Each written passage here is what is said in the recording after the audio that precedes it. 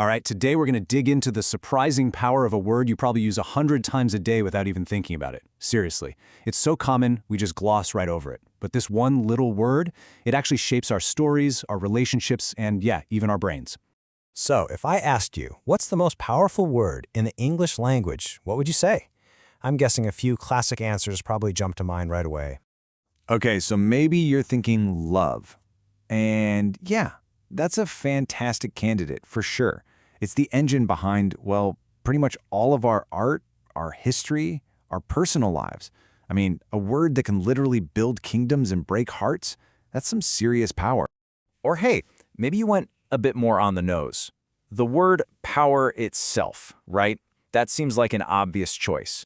It describes the very idea of influence and authority. But what if the true heavyweight champion is smaller, simpler, and way more personal? What if I told you the real power lies in this simple, three-letter word that connects every single one of us directly to another person? You. So let's start in the world of storytelling. Because the word you has this really unique, almost magical ability to transform you, the reader, from just a spectator into the main character of the whole thing.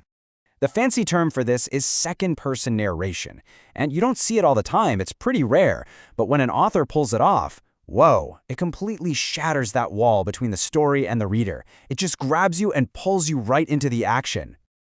Okay, check out this excerpt from Caroline Kepnes's novel, which is perfectly titled, You. The text says, you walk into the bookstore. It's not describing what some character did, it's describing your actions. And that creates this uncanny, super immersive feeling.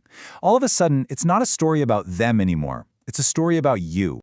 And this really shows you that fundamental shift, right? We go from just passively watching a character to actively experiencing the story. The narrative isn't happening to some random person anymore. It's happening to you.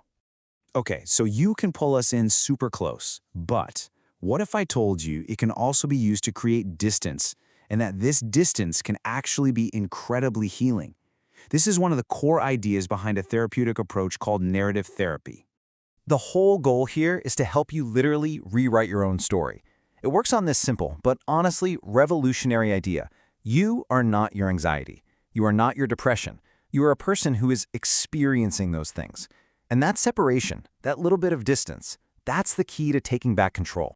So how does it work? Well, the process starts by externalizing the problem.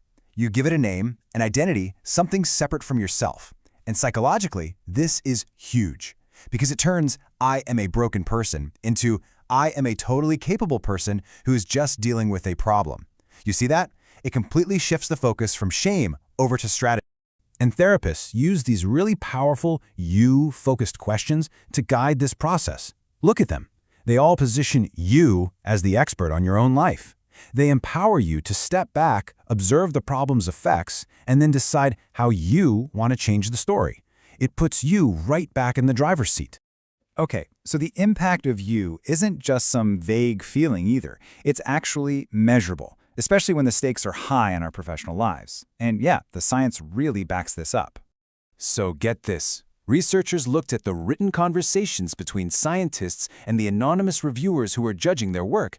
And if you don't know, this process, peer review, is famously critical. It can be really stressful. But they found that when the authors started addressing the reviewers directly using the word you, the entire dynamic just shifted. And the results were just crystal clear. When you was part of the conversation, the tone of the feedback from reviewers became way more positive. It created this personal, more collaborative vibe, instead of that classic adversarial you versus them feeling. And listen, this wasn't just about being nicer for the sake of it. Using you actually led to more efficient and constructive communication. The reviewers asked fewer questions, engagement between both sides went up, and the whole process just became more effective for everybody. It's a win-win. All right, so we've seen the power of you in art, in therapy, in our work lives. But the story goes even deeper than that. We're talking about the fundamental wiring of our brains. A huge meta-analysis of brain imaging studies has basically confirmed it. Our brains do not treat pronouns like any other words. It looks like there's a dedicated network in there just for handling words like I, she, he, and especially you. And think about it, this isn't just some weird language quirk. It's a blueprint for survival. As social animals, Our ability to instantly figure out who is who, what they're thinking, and how they relate to us, well, that was absolutely crucial.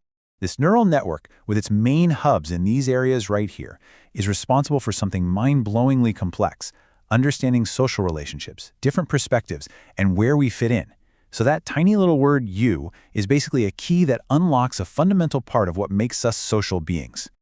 So, from pulling a reader into a novel, to helping someone rewrite their own life story, to making our work more effective, all the way down to the actual neurons firing in our heads, this one simple pronoun carries an incredible amount of weight. The power isn't really in the word itself, you know? It's in how it connects us. So the only question left is, now that you know all this, how will you use it?